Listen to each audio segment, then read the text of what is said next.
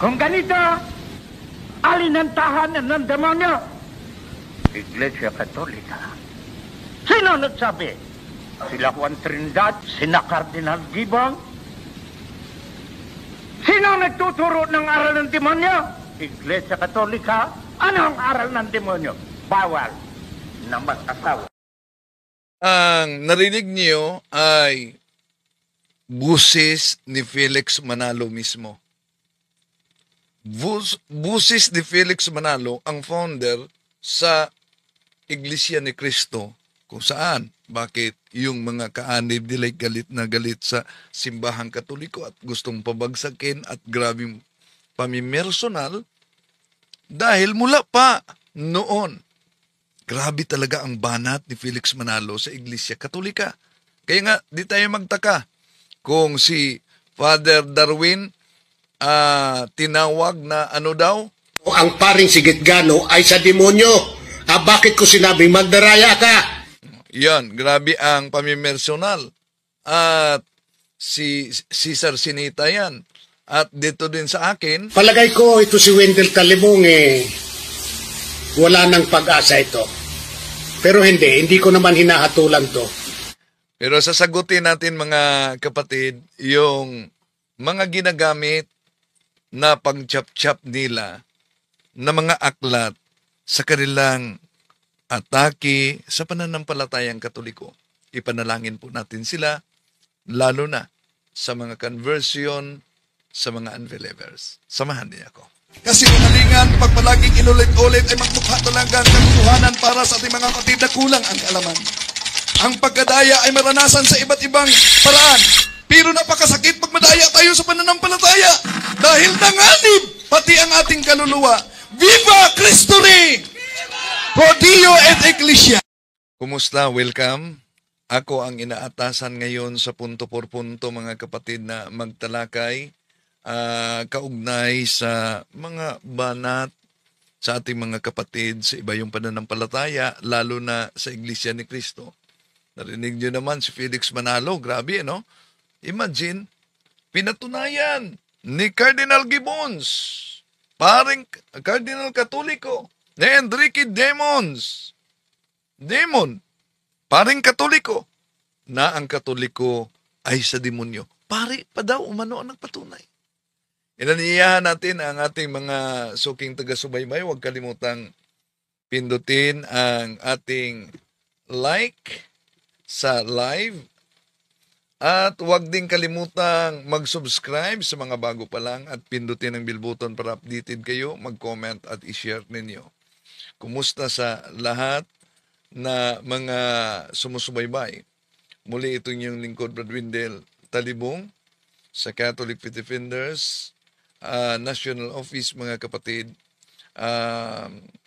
Kasama sa punto por punto. Hello kay Shadow Con, Larna at sa lahat ng mga pumasok ngayon. So, ako ang inatasan ngayon sa punto por punto, kaya abangan ninyo. Ito'y ating tatalakayin, mga kapatid, at sa lahat ating mga kapatid na sumusubaybay, Katoliko man at di mga Katoliko, lalo na sa ating mga kaparian. Good evening sa lahat. Okay, Brother Wendell, go ahead. Okay. So, sa pagkakataong ito, mga mahal na kapatid, ating tatalakayin ang dahilan kung bakit ang grupo ng INC, Iglesia ni Cristo, talagang matindi ang kanilang galit sa simbahang Katoliko. Katoliko ang palaging binanatan nila. Bakit? Dahil kahit yung founder nila na si Felix Manalo, noon pa man, imagine, sa propaganda ni Felix Manalo, pinatunayan daw sa paring Katoliko na ang Katoliko ay sa demonyo. Kaya kung meron man tayong kunting common sense, maniniwala kaya kayo? Pari pang Katoliko, pinatunayan na ang Katoliko'y sa demonyo. Pakinggan ninyo, audio ni Felix Manalo, ang founder ng INC. Kung ganito, alin ang tahanan ng demonyo? Iglesia Katolika. Sino nagsabi? Sila Juan Trinidad, sina Cardinal Gibbon? Sino nagtuturo ng aral ng demonyo? Iglesia Katolika? Ano ang aral ng demonyo? Bawal na mag-asawa. Yan. Sila si Father Juan Trinidad daw, si Cardinal Gibbons, nagsabi na ang Katoliko'y aral ng demonyo.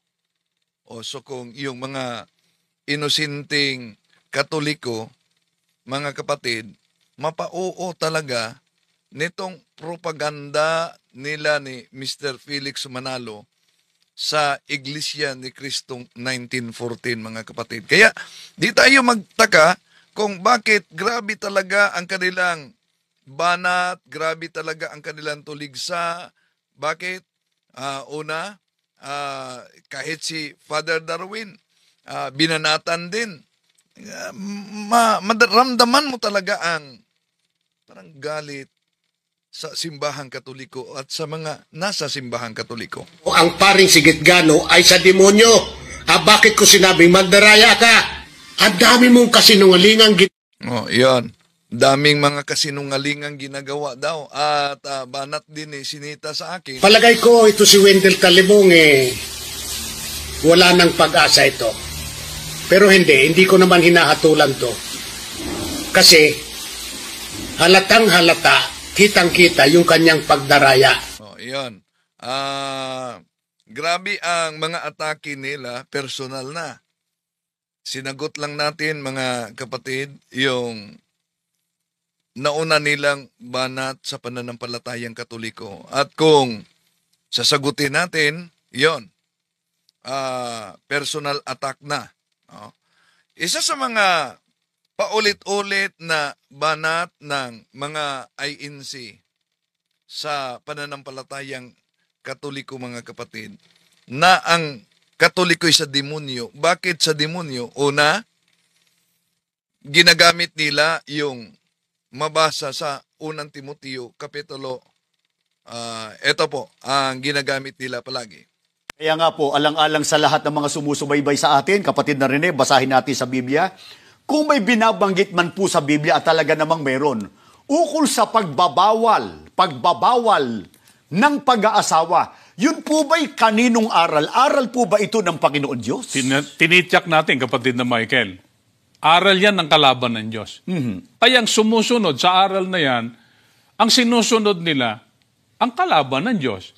Ganitong nakasulat sa 1 Timoteo 4:1 hanggang 3, ngunit hayag na sinasabi ng Espiritu na sa mga huling panahon, ang iba'y magsisitalikod sa pananampalataya at mga kikinig sa mga espiritong mapanghikayat at sa mga aral ng mga demonyo.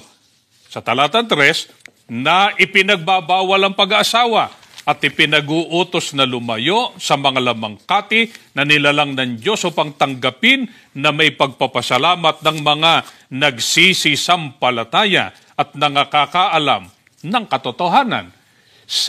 Yan. Ang palaging ginagamit nila at ginawang kapital para makahikayat sa mga inosente. 1 Timoteo Kapitulo 4, versikulo 1, ituloy nila sa 3, dahil may mabasang humihiwalay sa pananampalataya. At para maka-establish ng doubt, mga kapatid, na mali ang silibasi ng simbahang Katoliko, ay kumukuha din sila ng mga talata sa Biblia na patunayan. Una, sa Biblia, ang mga obispo daw may asawa. Kaya bakit ang Katoliko walang asawa ang mga obispo? Isa-isahin natin ito. Paano naman po ang mga obispo sa unang iglesia? Sila po ba'y pinagbawalang mag-asawa? Pakinggan natin ang pahayag pa rin ng mga apostol dito po sa 1 Timoteo 3:1 hanggang 4, ganito ang ating maririnig. Tapat ang pasabi kung ang sino man ay magsisikap na maging obispo, ay mabuting gawa ang ninanasa. Dapat nga na ang obispo ay walang kapintasan, asawa ng isa lamang babae, mapagpigil, mahinahon ng pag-iisip, mahusay, mapagpatuloy, sapat na makapagturo, hindi magulo, hindi palaaway, kundi malumanay, hindi mapakipagtalo, hindi maibigin sa salapi, namamahalang mabuti ng kanyang sariling sambahayan na sinusupil ang kanyang mga anak na may buong kahusayan. Dito po sa mga talatang binasa natin ni inisiisa ni Apostol Pablo ang dapat na maging katangian ng isang obispo sa tunay na iglesia.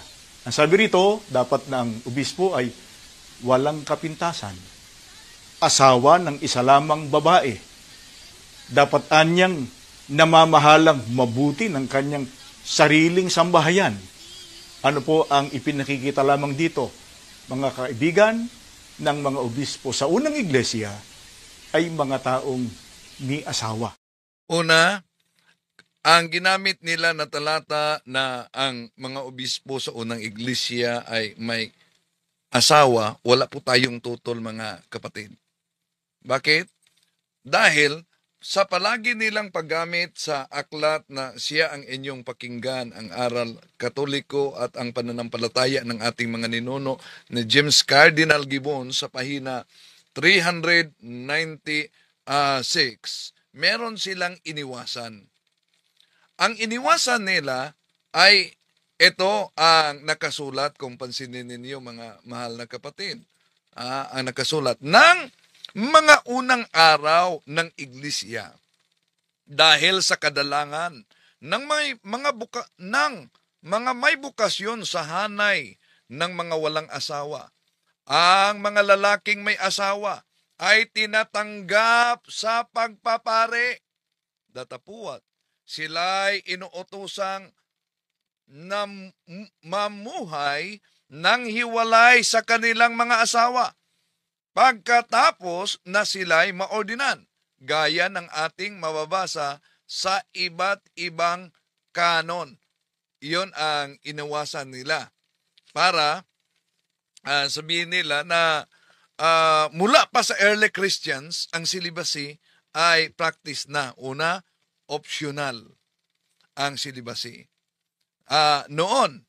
Pero ang tanong, bakit po ba mabasa na unang Timoteo Kapitulo 3, versikulo 2 na noong unang panahon ng mga Kristyanismo, ang obispo kailangang merong isang asawa? Dahil ulitin ko, optional noon ang vow of celibacy, yung di pag-aasawa. Kaya may mga obispo at pari noon, kahit ngayon sa mga pari sa Eastern churches, na may asawa. Pero yung mga obispo ay may celibacy na sa Eastern churches, mga kapatid. So, kung tingnan natin ang ginagamit nila, unang Timoteo Kapitulo 3, versikulo 2, binanggit nila obispo. At tandaan natin, ang kanilang sikta, wala namang obispo. Wala ding pare. Kung tingnan din natin sa history, kasaysayan, sa noon pa man, kahit nga sa mga Santo Papa, may mga nakatala sa kasaysayan na ang mga may mga Santo Papang may asawa noon, mga kapatid. Pero, isa sa mga ginagamit nila na talata sa pagtuligsa sa pananampalataya natin, etong unang Timoteo Kapitulo 4:1-3. Kaya nga po, alang-alang sa lahat ng mga sumusubaybay sa atin, kapatid na Rene, basahin natin sa Biblia. Kung may binabanggit man po sa Biblia at talaga namang meron, ukol sa pagbabawal ng pag-aasawa, yun po ba'y kaninong aral? Aral po ba ito ng Panginoon Diyos?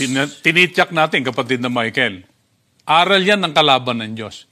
Kaya ang sumusunod sa aral na yan, ang sinusunod nila, ang kalaban ng Diyos. Ganitong nakasulat sa unang Timoteo 4:1-3, ngunit hayag na sinasabi ng Espiritu na sa mga huling panahon, ang iba'y magsisitalikod sa pananampalataya at mga kikinig sa mga espiritong mapanghikayat at sa mga aral ng mga demonyo. Sa talatang 3, na ipinagbabawal ang pag-aasawa at ipinag-uutos na lumayo sa mga lamangkati na nilalang ng Diyos upang tanggapin na may pagpapasalamat ng mga nagsisisampalataya at nangakakaalam ng katotohanan. Sa mga talatang binasa po natin ng ukol sa pagbabawal ng pag-asawa, aral yan ng mga demonyo. O yun, aral daw ng mga demonyo ang pagbabawal sa pag-asawa, mga kapatid. Isa-isahin natin yan.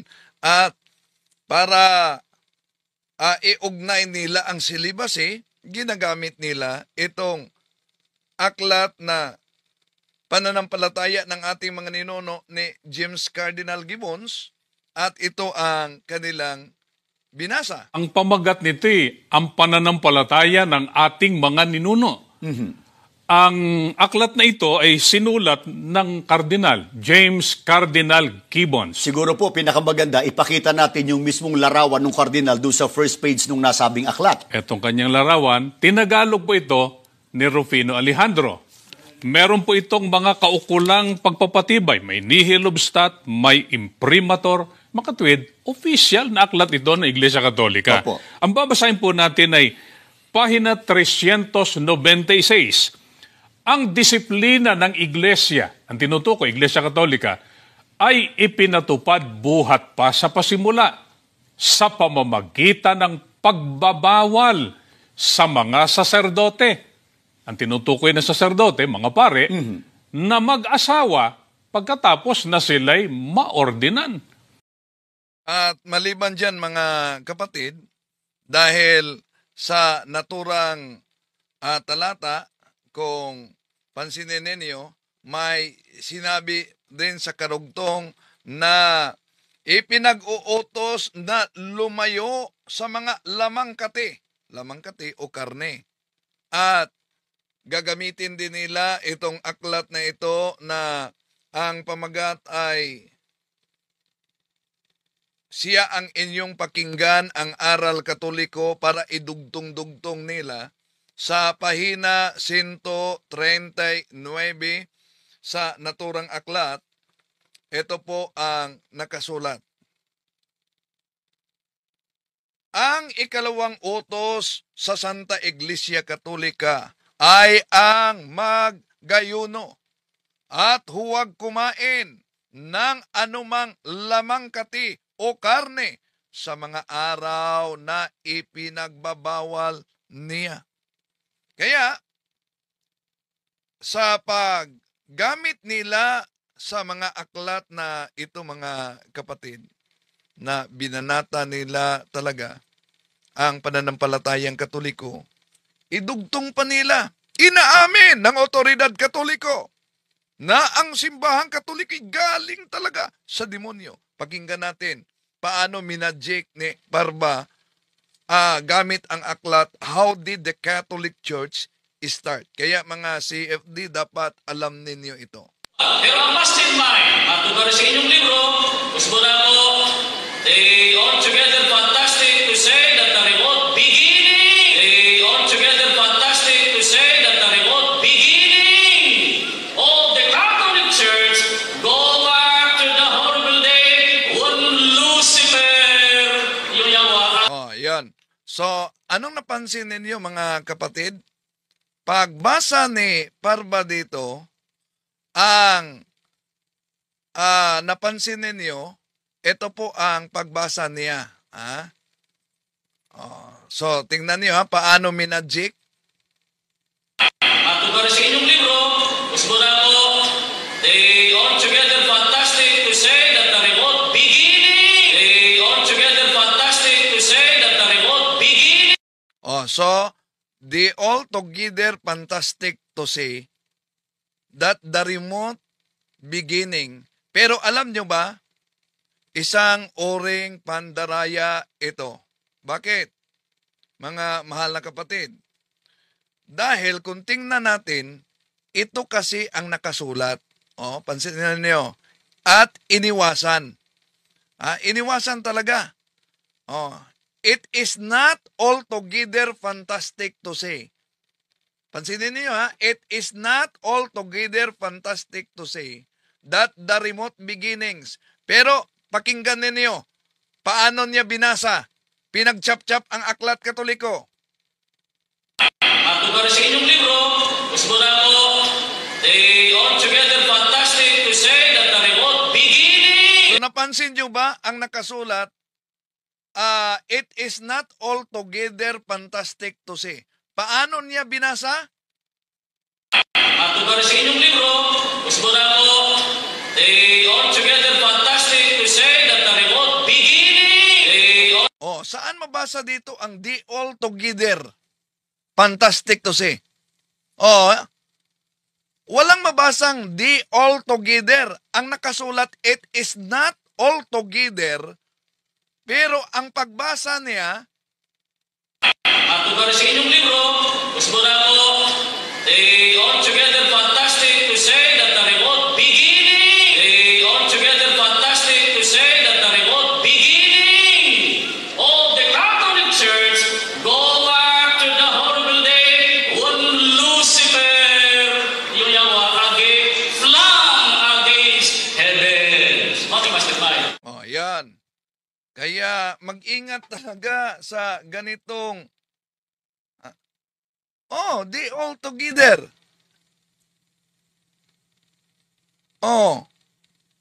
Kaya nga magikiro talaga sila, no? At pinagchap-chap yung mga aklat Katoliko, kaya dapat aware tayo. Okay, balikan natin. Dahil ginamit din nila, booking na sila sa aklat na ito. Ginamit nila itong ang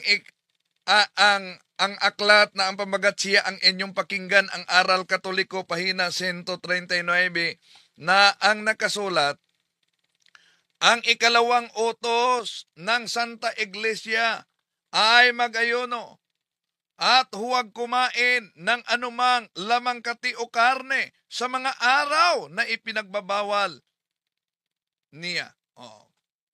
Ang tanong, ang di ba pagkain ng karne ay sa demonyo na? Di ba nila nabasa na kahit si San Pablo may pagkakataon na di kumain ng karne? Yan sa unang Korinto Kapitulo 8, versikulo 13, iyon ang mabasa natin. Kaya nga, kung dahil sa pagkain ay itinutulak ko sa pagkakasala ang aking kapatid, hindi na ako kakain ng karne upang hindi siya magkasala. So, may pagkakataon na si San Pablo di kakain ng karne.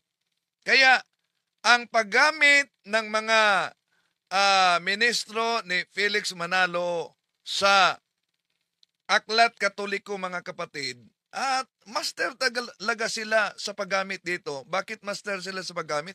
Pinag-aralan nila ito, lalo na sa kanilang New Era University. No? So, ginagamit nila ang pahina 30 sa naturang aklat. Kaya sabi nila, ano po ba ang patutuo ng otoridad Katoliko dahil sa pagbabawal ng pag-asawa at di pagkakain ng lamang kati o karne sa mga araw na ipinagbabawal niya? Ano po ba ang resulta sa simbahang Katoliko? Ito po, gagamitin nila ang pananampalataya ng ating mga ninuno sa pahina 30, ito ang mabasa. Nalulungkot kaming ipagtapat na ang kabulukan sa moral ay malimit na nasusumpungan sa sinapupunan ng mga nagsasabing sila'y Katoliko. Di natin maipipikit ang ating mga mata sa harap ng katotohanan na marami sa kanila ang di nabubuhay ayon sa ipinag-uutos ng kanilang iglesia, kundi bagkus nagiging sanhi pa ng kalungkot-lungkot na iskandalo. Ngunit sa aba niya magiging daan ng mga ito. Tinatanggap ko rin naman na ang mga kasalanan ng mga Katoliko'y lalong karimarimarim sa mata ng Diyos kaysa mga kasalanan ng mga nahiwalay nilang mga kapatid, sapagkat maraming grasya ang sinasayang nila. Yan. Anong konklusyon ng mga ministro dito? ayon mismo sa otoridad Katoliko, bulok na ang moralidad. Dahil sabi ng otoridad Katoliko, Cardinal pa, nalulungkot kaming ipagtapat na ang kabulukan sa moral ay malimit na nasusumpungan sa sinapupunan ng mga nagsasabing sila'y Katoliko. Una, magaling talaga sila mag-research. Di lang magaling umintindi at umunawa. Bakit? Malinaw namang sinabi ni Cardinal Gibbons. Nalulungkot kaming ipagtapat na ang kabulukan sa moral ay malimit na nasusumpungan sa sinapupunan ng mga nagsasabing sila'y Katoliko.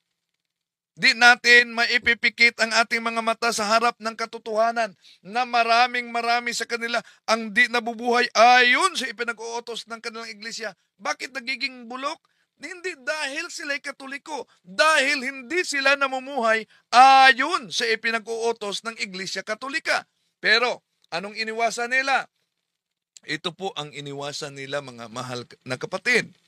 Sa pahina 23, ang pagkabanal ay isa ring tanda ng tunay na iglesia, sapagkat sa dasal na sumasampalataya ay sinasabi natin ang ganito, sumasampalataya ako sa Santa Iglesia Katolika. So, gabi talaga ito mga mahal natin mga kapatid na mag-chap-chap, di po ba? At hindi lang yan. Kung tingnan natin ang kasaysayan, bakit sa ginagamit nilang talata na ang unang obispo merong asawa? Sa kasaysayan kasi mga kapatid, no? Ito ang nakasulat sa aklat na ang pamagat ay The Edge of Faith by Will Durant, page 44. In the first 3 centuries of Christianity, celibacy was not required of a priest. He might keep a wife whom he had married before ordination, but he must not marry after taking holy orders. A new man could be ordained who had married 2 wives, a divorce, or a concubine. Yun ang makita natin sa kasaysayan. Pero napakagaling talaga nila na gumamit ng mga aklat ng Katoliko at pinagdugtong-dugtong nila. Ngayon, alam niyo ba mga kapatid na ang mga paring Katoliko sa Roman Rite, yung tinatawag na Latin Rite, sa Roma, dahil ang sentro ng Kristyanismo ay merong tinatawag na Eastern Churches and Western Church. So, Western Church, yun ang Roman Rite. Yun ang tinatawag na Latin Rite. At ang celibacy ay nasa Roman Rite o Latin Rite, Western Church. Western Church. So, ibig sabihin, yung mga kaparian sa Eastern Rite, yung Alexandria, Constantinople, Jerusalem, mga kapatid, Antioquia, yon ang Eastern Rites, Eastern Churches. So, ang mga kaparian nila ay pinahintulutang mag-asawa. Imagine, baka di nila alam yan. Banat ng banat dahil sa celibacy, sa demonyo na. At hindi lang yan mga kapatid. Alam nyo ba na kahit sa Roman Rite, yung mga pare ng Anglican noon, mga pare ng Anglican na na-convert sa Catholic, so pinayagan silang magpare, dala ang kanilang asawa. Yung mga converted. So, imposible naman kung di nila yan alam. So, ang kanilang ginagamit, yung unang Timoteo, kapitulo 4:1-3, ito ang mabasa kasi, ngunit hayag na sinasabi ng Espiritu na sa mga huling panahon, ang iba'y magsisitalikod sa pananampalataya at makikinig sa sa mga espiritong mapanghikayat at sa mga aral ng mga demonyo na ipinagbabawal ang pag-asawa at ipinag-uutos na lumayo sa mga lamangkati. Ang tanong, may footnote diyan. Sino ang tinutukoy? Sino po ba ang tinutukoy? Tingnan natin sa Douay Version Bible, may footnote kung sino. Because Bible must be interpreted according to the context in which it emerged. O ito, mabasa. Sino ang tinutukoy ni San Pablo? Yung mga Gnostics, yung grupo ng Marcionites, yung mga heretikong Encratites, yung mga Manicisians, and other ancient heretics who absolutely condemned marriage and the use of all kind of meat because they pretended that all flesh was from an evil principle, whereas the Church of God, so far from condemning marriage, holds it a holy sacrament and forbids it to none but such as by vow have chosen the better part. So, yun ang nasa footnote, no? Di po ba mahilig naman itong mga ministro ni Felix Manalo maggamit ng footnote, mga kapatid. So, malinaw na yung silibase para sa simbahang Katoliko, hindi yan doktrina ng mga demonyo. Out of context lang sila. Bakit? Ano ang layunin sa silibase? Kung tingnan natin ang Catechism of the Catholic Church, ito po ang ating mabasa. 1579, all the ordained ministers of the Latin Church. Pansinin ninyo mga kapatid, Latin Church. Ibig sabihin, ang Western churches, Alexandria, Constantinople, Jerusalem, Antioquia, merong mga kaparian na walang silibasi sila. Okay, balikan natin. All the ordained ministers of the Latin Church, with the exception of the permanent deacons, are normally chosen from among men of faith, who live a celibate life and who intend to remain celibate for the sake of the kingdom of heaven. Napakalinaw mga kapatid kung ano ang layunin sa tinatawag na vow of celibacy, for the sake of the kingdom of heaven. Ngayon, ang mga ministro ni Felix Manalo, literal sila na literal nila binasa di pag-asawa sa demonyo. Pero alam nyo ba, sila din nagtuturo na di mag-asawa sa mga hindi sumasampalataya. Ito. Hindi ba sa Iglesia ni Cristo ay ipinagbabawal din ang pag-asawa sa hindi ninyo kapanampalataya?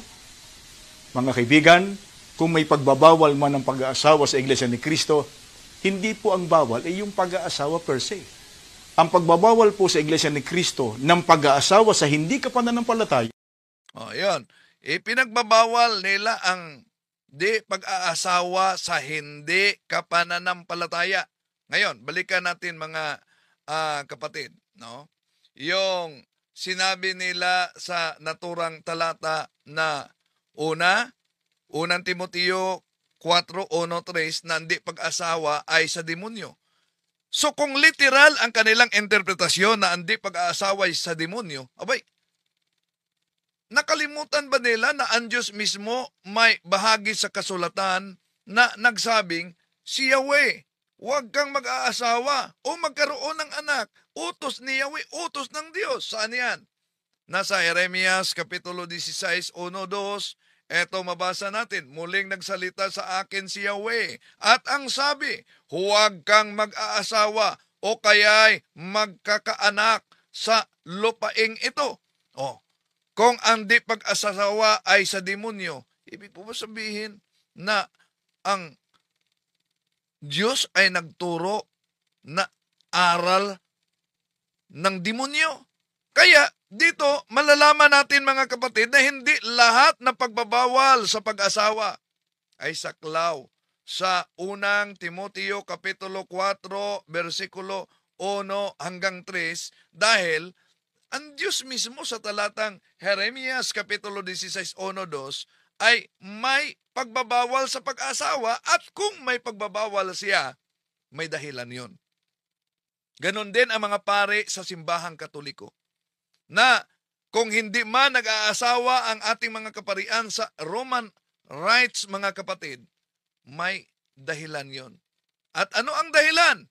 Ito ang sinabi ni San Pablo sa unang Korinto Kapitulo 7, versikulo 8. Ito naman ang masasabi ko sa mga walang asawa at sa mga biyuda. Mabuti pa sa kanila ang mananatiling walang asawa tulad ko. Ano daw? Si San Pablo walang asawa?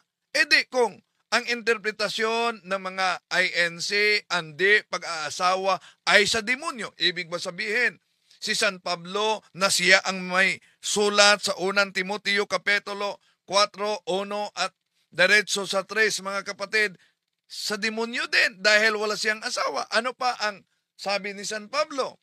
Sa unang Korinto Kapitulo 7, 32. Ito ang mabasa natin, mga mahal na kapatid. At ito'y sinasabi ko sa inyong sariling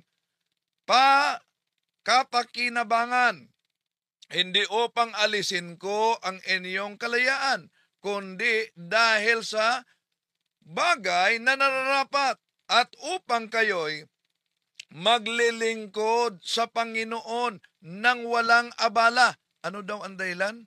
Upang maglingkod sa Panginoon na walang abala.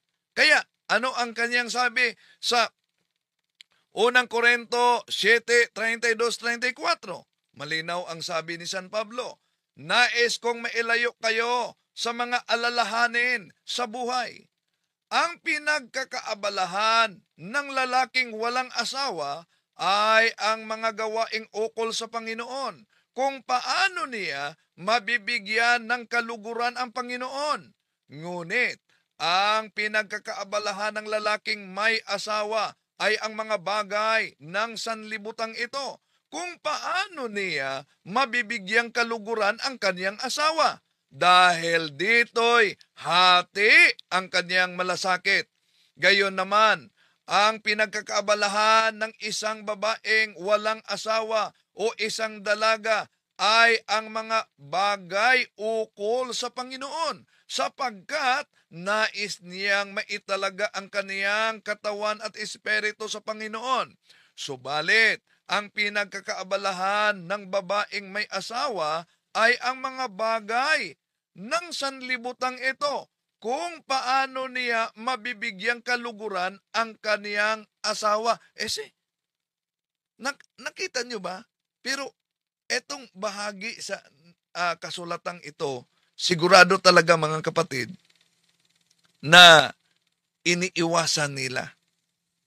Kaya, maling gamitin nila yung paulit-ulit ang unang Timoteo Kapitulo 4, versikulo 1 hanggang 3, mga kapatid, at iugnay nila sa silibasi. Bakit? Kung meron mang talata sa Biblia na tugmang-tugma sa buhay ng mga kaparian na walang asawa, walang iba kundi yung nasa pahayag ng ating Panginoon Jesucristo sa Mateo Kapitulo 19, versikulo 12. Anong sabi niya? Sapagkat may iba't ibang dahilan kung bakit may mga lalaking hindi nag-aasawa. Ang ilan ay dahil sa kanilang katutubong kalagayan. Ang iba namay naging ganoon dahil sa kagagawa ng ibang tao. Meron namang hindi nag-aasawa alang-alang sa kaharian ng langit. Dapat itong gawin ng taong nakakaunawa sa katuruang ito. Tapos sasabihin nila na hindi pag-aasawa ay sa demonyo na. Kaya delikado talaga. Wala pang sariling Biblia, namimili lang ng Biblia, nakibasa lang ng Biblia, pagkatapos sila na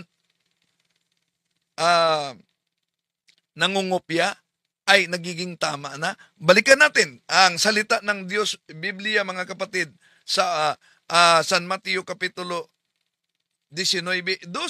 May iba't ibang dahilan kung bakit may mga taong hindi nag-aasawa. Merong ipinanganak na may kapansanan.